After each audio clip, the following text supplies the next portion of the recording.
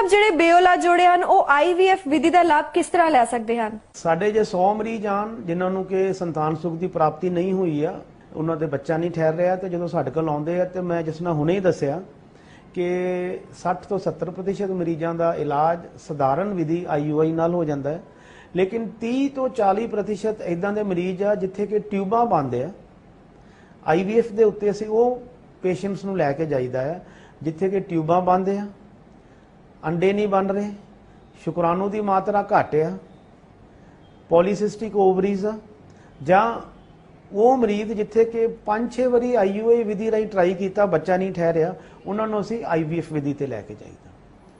IVF ਜਿਹੜਾ ਹੈ test tube baby ਇਹਨੂੰ ਕਹੀਦਾ ਆ। ਐਂਡ ਪਹਿਲੀ ਟੈਸਟ ਟਿਊਬ ਬੇਬੀ 1978 ਦੇ ਵਿੱਚ ਲੂਇਸ ਬਰਾਊਨ, ਡਾਕਟਰ ਰੋਬਰਟ ਐਡਵਰਡਸ ਤੇ ਇਹਨਾਂ ਦੀ ਟੀਮ ਨੇ ਇੰਗਲੈਂਡ ਦੇ ਵਿੱਚ ਦਿੱਤੀ ਸੀ। ਐਂਡ ਮੈਨੂੰ ਇਹ ਦੱਸਦਿਆਂ ਵੀ ਬੜੀ ਖੁਸ਼ੀ ਹੋ ਰਹੀ ਆ ਵੀ ਇਹ ਰੋਬਰਟ ਐਡਵਰਡਸ ਨੂੰ ਜਿੱਦਾਂ ਨੇ ਕਿ ਪਹਿਲੀ ਟੈਸਟ ਟਿਊਬ ਬੇਬੀ 1978 ਚ ਦਿੱਤੀ ਸੀ, ਤੇ ਇਹਨਾਂ ਨੂੰ ਨੋਬਲ ਪ੍ਰਾਈਜ਼ ਪਿਛਲੇ ਸਾਲ 2010 ਦੇ ਵਿੱਚ ਮਿਲਿਆ ਆ, ਤੇ ਮੈਨੂੰ ਸੁਭਾਗ ਪ੍ਰਾਪਤ ਹੋਇਆ ਇਹਨਾਂ ਦੇ ਨਾਲ ਕੰਮ ਕਰਨ ਦਾ ਵੀ। ਐਂਡ ਅਮਰੀਕਾ ਦੇ ਵਿੱਚ ਵੀ ਮੈਂ ਇਹਨਾਂ ਨੂੰ ਮਿਲਿਆ, ਕੈਨੇਡਾ ਦੇ ਵਿੱਚ ਵੀ ਮਿਲਿਆ, ਅਤੇ ਹੁਣ ਤੱਕ IVF ਰਾਹੀਂ ਲੱਖਾਂ ਦੀ ਗਿਣਤੀ ਦੇ ਵਿੱਚ IVF ਬੇਬੀਜ਼ ਪ੍ਰੋਡਿਊਸ ਹੋ ਚੁੱਕੀਆਂ ਪੂਰੇ ਦੁਨੀਆ ਦੇ ਵਿੱਚ। IVF ਵਿਧੀ ਕਿੱਥੇ ਬਣਾਈ ਜਾਂਦੀ ਹੈ ਉਹ ਤੇ ਮੈਂ ਤੁਹਾਨੂੰ ਦੱਸ ਹੀ ਚੁੱਕਿਆ। ਇਹਦੇ ਵਿੱਚ ਕਰੀਦਾ ਕੀ ਆ ਕਿ ਪੇਸ਼ੈਂਟ ਨੂੰ ਕਾਫੀ ਜਿਹੜੇ ਡਰੱਗਸ ਹੈਗੇ, ਇੰਜੈਕਸ਼ਨਸ ਹੈਗੇ ਆ, ਫਰਟੀਲਿਟੀ ਹਾਰਮੋਨਸ ਆ, ਉਹਦੇ ਰਾਹੀਂ ਅੰਡੇ ਬਣਾਏ ਜਾਂਦੇ। ਅੰਡੇ ਬਣਾਉਣ ਤੋਂ ਬਾਅਦ 11ਵੇਂ 12ਵੇਂ ਦਿਨ ਉਹਨਾਂ ਦੇ ਜਿਹੜੇ ਅੰਡੇ ਅਲਟਰਾਸਾਊਂਡ ਤੇ ਚੈੱਕ ਕਰਕੇ ਤੇ IVF ਥੀਏਟਰ ਦੇ ਵਿੱਚ ਲਿਜਾ ਕੇ ਇੱਕ ਇੱਕ ਕਰਕੇ ਇਹਨਾਂ ਅੰਡਿਆਂ ਨੂੰ ਬਾਹਰ ਕੱਢਿਆ ਜਾਂਦਾ ਹੈ, ਅਤੇ ਇਹਨਾਂ ਅੰਡਿਆਂ ਨੂੰ ਫਿਰ ਅਸੀਂ ਆਪਣੇ IVF ਲੈਬ ਦੇ ਵਿੱਚ ਜਾ ਕੇ ਇਹਦੀ ਗ੍ਰੇਡਿੰਗ ਕਰਦੇ ਆ ਵੀ ਇਹ ਐਗਸ ਜਿਹੜੇ ਆ ਇਹ ਪ੍ਰੋਪਰ ਐਗਸ ਆ, ਗੁੱਡ ਐਗਸ ਆ, ਬੈਡ ਆ। ਐਂਡ ਜਿਹੜੇ ਬੈਸਟ ਐਗਸ ਹੁੰਦੇ ਆ ਉਹਨਾਂ ਨੂੰ ਅਸੀਂ ਆਪਣੇ ਸਾਡੇ ਜਿਹੜੇ ਐਮਬ੍ਰੀਓਲੋਜਿਸਟ ਆ ਲੈਬ ਦੇ ਵਿੱਚ ਉਹ ਉਹਨਾਂ ਨੂੰ ਕੱਢ ਕੇ ਸਾਡੇ ਇਨਕਿਊਬੇਟਰਸ ਦੇ ਵਿੱਚ ਉਹਨਾਂ ਨੂੰ ਗਰੋ ਕਰਦੇ ਆ,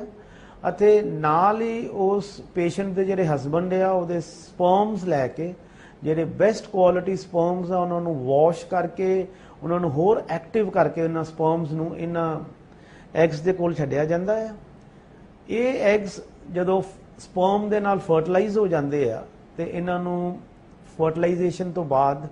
2 ਸੈੱਲ 4 ਸੈੱਲ ਜਾਂ 8 ਸੈੱਲ ਸਟੇਜ ਤੇ ਵਾਪਸ ਸਾਡੇ ਜਿਹੜੇ ਗਾਇਨੇਕੋਲੋਜਿਸਟ ਆ ਉਹ ਉਹਨਾਂ ਨੂੰ ਇਹਨਾਂ ਐਮਬ੍ਰੀਓਜ਼ ਨੂੰ ਭਰੂਣ ਜਿਹੜੇ ਆ 4 ਸੈੱਲ 6 ਸੈੱਲ 8 ਸੈੱਲ ਸਟੇਜ ਐਮਬ੍ਰੀਓਜ਼ ਇਹਨਾਂ ਨੂੰ ਅਸੀਂ ਐਮਬ੍ਰੀਓ ਕੈਥੇਟਰ ਦੇ ਵਿੱਚ ਪਾ ਕੇ ਵਾਪਸ ਆਪਣੇ ਗਾਇਨੇਕੋਲੋਜਿਸਟ ਨੂੰ ਦੇ ਦਈਦਾ ਆ, ਜਿਹੜੇ ਕਿ ਇਹਨਾਂ ਨੂੰ ਯੂਟਰਸ ਦੇ ਵਿੱਚ ਟ੍ਰਾਂਸਫਰ ਕਰ ਦਿੰਦੇ ਜਿੱਥੇ ਕਿ ਪ੍ਰੈਗਨੈਂਸੀ ਹੋਣੀ ਆ ਤੇ 9 ਮਹੀਨੇ ਉੱਥੇ ਹੀ ਗਰੋ ਕਰਕੇ ਬੱਚਾ ਡਿਲੀਵਰ ਕਰਦਾ ਹੈ। ਸੋ ਇਹ ਸੀ IVF ਵਿਧੀ ਬਾਰੇ। ਹਿੰਦੁਸਤਾਨ ਦੇ ਵਿੱਚ ਜਿਸ ਤਰ੍ਹਾਂ ਮੈਂ ਦੱਸਿਆ 300 IVF ਸੈਂਟਰਸ, ਸਾਡਾ ਜਿਹੜੀ ਗ੍ਰੇਡਿੰਗ ਆ ਪਹਿਲੇ 5 ਕੇਂਦਰਾਂ ਦੇ ਵਿੱਚ ਆ ਜਾਂਦੀ ਆ, ਐਂਡ ਇੱਕੋ ਹੀ ਕੇਂਦਰ ਆ ਹਿੰਦੁਸਤਾਨ 'ਚ ਜਿੱਥੇ IVF 'ਚ ਸਾਡੀ ਵੇਟਿੰਗ ਲਿਸਟ ਆ। ਸਾਡੇ ਕੇਂਦਰ ਦੇ ਵਿੱਚ ਬਾਹਰਲੇ ਮੁਲਕਾਂ ਤੋਂ America, Canada, Europe, Germany, Italy, Austria, Norway, Dubai, Australia ਤੇ ਨਿਊਜ਼ੀਲੈਂਡ ਤੋਂ ਇੰਡੀਅਨਸ ਹੀ ਨਹੀਂ ਹਿੰਦੁਸਤਾਨੀ ਤੇ ਆਉਂਦੇ ਹੀ ਆ ਇਲਾਜ ਕਰਨ ਵਾਸਤੇ, ਬਟ ਗੋਰੇ ਵੀ ਵਾਈਟ ਕਪਲਸ ਉਹ ਵੀ ਆ ਕੇ ਇੱਥੇ ਸੰਤਾਨ ਸੁਖ ਦੀ ਪ੍ਰਾਪਤੀ ਕਰਕੇ ਗਏ ਆ। IVF ਦਾ ਜਿਹੜਾ ਖਰਚਾ ਆ ਉਹ 50 ਤੋਂ 60 ਹਜ਼ਾਰ ਆ, ਐਂਡ ਦਵਾਈਆਂ ਦੇ ਉੱਤੇ ਵੀ 40-50 ਹਜ਼ਾਰ ਖਰਚ ਆ ਜਾਂਦਾ ਹੈ। ਐਂਡੋਸਕੋਪੀ ਦੇ ਉੱਤੇ 15 ਤੋਂ 20 ਹਜ਼ਾਰ ਖਰਚ ਆਉਂਦਾ ਹੈ। ਸੋ ਇਹ ਜਿਹੜੇ ਇੰਟਰਨੈਸ਼ਨਲ ਸੈਂਟਰਸ ਆ ਬਾਹਰਲੇ ਮੁਲਕਾਂ 'ਚ ਉੱਥੇ ਇਹ ਇੱਕ IVF ਵਿਧੀ ਅਮਰੀਕਾ, ਕੈਨੇਡਾ 'ਚ 8 ਤੋਂ 15 ਲੱਖ ਖਰਚ ਆਉਂਦਾ, ਲੇਕਿਨ ਸਾਡੇ ਇੱਥੇ ਉਹੀ ਜਿਹੜੇ ਇਲਾਜ ਉੱਥੇ 15 ਲੱਖ 'ਚ ਹੁੰਦਾ ਹੈ, ਸਾਡੇ ਇੱਥੇ ਲੱਖ ਸਵਾ ਲੱਖ ਦੇ ਵਿੱਚ 1.5 ਲੱਖ 'ਚ ਉਹਨਾਂ ਦਾ ਇਲਾਜ ਹੋ ਜਾਂਦਾ ਹੈ। ਬਾਹਰਲੇ ਮੁਲਕਾਂ 'ਚੋਂ ਤੇ ਹਿੰਦੁਸਤਾਨ 'ਚੋਂ ਸਾਡੇ ਕੇਂਦਰ 'ਚ ਕਿਉਂ ਇੰਨੇ ਭਾਰੀ ਤਾਦਾਦ ਦੇ ਵਿੱਚ ਗਿਣਤੀ ਦੇ ਵਿੱਚ IVF ਕਰਵਾਉਣ ਪੇਸ਼ੈਂਟਸ ਆਉਂਦੇ ਆ, ਉਹਦਾ ਕਾਰਨ ਆ ਵੀ ਇੱਕ ਤੇ ਸਾਡਾ ਸਕਸੈਸ ਰੇਟ ਬੜਾ ਹਾਈ ਆ,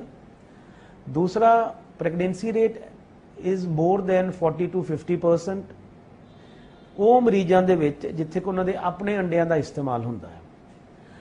ਉਹ ਮਰੀਜ਼ ਜਿੱਥੇ ਡੋਨਰ ਐਗਸ ਤੇ ਜਾਈਦਾ ਉੱਥੇ 50 ਤੋਂ 70% ਤੱਕ ਵੀ ਅਸੀਂ ਸਫਲਤਾ ਹਾਸਲ ਕਰ ਚੁੱਕੇ ਹਾਂ ਐਂਡ ਇੰਨਾ ਹਾਈ ਸਕਸੈਸ ਰੇਟ ਬਾਹਰਲੇ ਮੁਲਕਾਂ ਦੇ ਵਿੱਚ ਵੀ ਨਹੀਂ ਮਿਲਦਾ।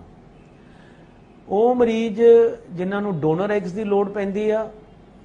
ਵੱਡੀ ਉਮਰ ਦੇ ਜਾਂ ਜਿਨ੍ਹਾਂ ਦੇ ਅੰਡੇ ਨਹੀਂ ਬਣਦੇ, ਉਹਨਾਂ ਨੂੰ ਵੀ IVF ਤੇ ਜਾਣਾ ਪੈਂਦਾ ਐਂਡ ਉਹ ਆਪਣੀ ਡੋਨਰਸ ਅਰੇਂਜ ਕਰਕੇ ਤੇ ਡੋਨਰ ਐਗਸ ਦੇ ਨਾਲ ਆਪਣੇ ਹਸਬੰਡ ਦੇ ਸਪਰਮਸ ਨੂੰ ਫਰਟੀਲਾਈਜ਼ ਕਰਵਾ ਕੇ ਸੰਤਾਨ ਸੁਖ ਦੀ ਪ੍ਰਾਪਤੀ ਕਰ ਲੈਂਦੇ। ਉਹ ਮਰੀਜ਼ ਜਿਨ੍ਹਾਂ ਨੂੰ ਕਿ IVF 7-8 ਵਾਰੀ ਹੋਇਆ ਐਂਡ ਬੱਚਾ ਨਹੀਂ ਠਹਿਰਿਆ, ਜਾਂ ਉਹ ਮਰੀਜ਼ ਜਿਨ੍ਹਾਂ ਦੇ ਬੱਚੇਦਾਨੀ ਹੀ ਖਰਾਬ ਆ, ਯੂਟਰਸ ਖਰਾਬ ਆ, ਉਹ ਮਰੀਜ਼ ਜਿਨ੍ਹਾਂ ਦੀ ਯੂਟਰਸ ਕੱਢੀ ਹੋਈ ਆ, ਬੱਚੇਦਾਨੀ ਐਬਸੈਂਟ ਆ, ਉਹਨਾਂ ਦੇ ਵਿੱਚ ਇੱਕ ਬਹੁਤ ਹੀ ਖੂਬਸੂਰਤ ਵਿਧੀ ਆ ਸਰੋਗੇਸੀ, ਪ੍ਰਾਈ ਕੁੱਖ ਇਹਨੂੰ ਕਹਿੰਦੇ ਆ। ਤੇ ਇਸ ਵਿਧੀ ਰਾਹੀਂ ਵੀ ਅਸੀਂ ਹਜ਼ਾਰਾਂ ਦੀ ਗਿਣਤੀ ਦੇ ਵਿੱਚ ਹਿੰਦੁਸਤਾਨ 'ਚ ਸਾਡੇ ਜਲੰਧਰ ਸ਼ਹਿਰ ਦੇ ਵਿੱਚ ਸਾਡੇ ਕੇਂਦਰ ਦੇ ਵਿੱਚ ਵੀ ਸਰੋਗੇਸੀ ਪ੍ਰੋਗਰਾਮ ਦੇ ਨਾਲ ਬਹੁਤ ਜ਼ਿਆਦਾ ਤਾਦਾਦ ਦੇ ਵਿੱਚ ਲੋਕਾਂ ਨੇ ਸੰਤਾਨ ਸੁਖ ਦੀ ਪ੍ਰਾਪਤੀ ਕੀਤੀ ਹੈ। ਉਹ ਮਰੀਜ਼ ਜਿਨ੍ਹਾਂ ਦੇ ਵਿੱਚ ਕਿ ਸ਼ੁਕਰਾਣੂ ਦੀ ਮਾਤਰਾ ਬੜੀ ਘੱਟ ਆ ਤੇ ਉਹ IUI ਵਿਧੀ ਰਾਹੀਂ ਜਾਂ ਨੈਚੁਰਲ ਵੇ ਦੇ ਰਾਹੀਂ ਸੰਤਾਨ ਸੁਖ ਦੀ ਪ੍ਰਾਪਤੀ ਨਹੀਂ ਕਰ ਸਕਦੇ, ਉਹਨਾਂ ਨੂੰ ਵੀ ਅਸੀਂ ਟੈਸਟ ਟਿਊਬ ਬੇਬੀ IVF ਵਿਧੀ ਰਾਹੀਂ ਸੰਤਾਨ ਸੁਖ ਦੀ ਪ੍ਰਾਪਤੀ ਕਰਵਾਈ ਦੀ। ਉਹ ਮਰੀਜ਼ ਜਿਨ੍ਹਾਂ ਦੇ ਕਿ ਟੈਸਟਿਸ ਦੇ ਵਿੱਚ ਸਪਰਮਸ ਨਹੀਂ ਮਿਲ ਰਹੇ, ਜਿਨ੍ਹਾਂ ਦੇ ਸੀਮਨ ਦੇ ਵਿੱਚ ਸਪਰਮਸ ਨਹੀਂ ਹੈਗੇ ਆ,